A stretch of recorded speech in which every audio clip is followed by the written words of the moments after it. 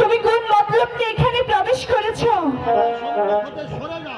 তুমি আমার সামনে থেকে এই মুহূর্তে চলে যাও। না না শাহজাদি, আমি চলে যেতে আসিনি, আমি এসেছি তোমাকে নিয়ে যেতে। এসো সাথী, তুমি আমার কাছে এসো। আমি যে তোমাকে ভালোবাসি, আমার কাছে এসে আমার প্রাণটাকে শীতল করে দাও।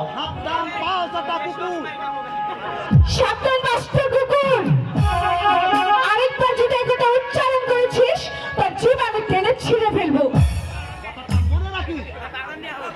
এখনো সময় আছে, ভালো হয়ে যা।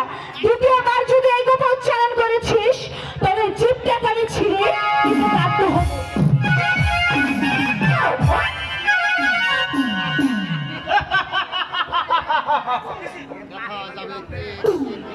দেখা যাবে কে তাকে খুন করে। আমি ওই ভিখারির বাচ্চা রাসেলকে নিজ হাতে খুন করব। তারপর ওই রূপসী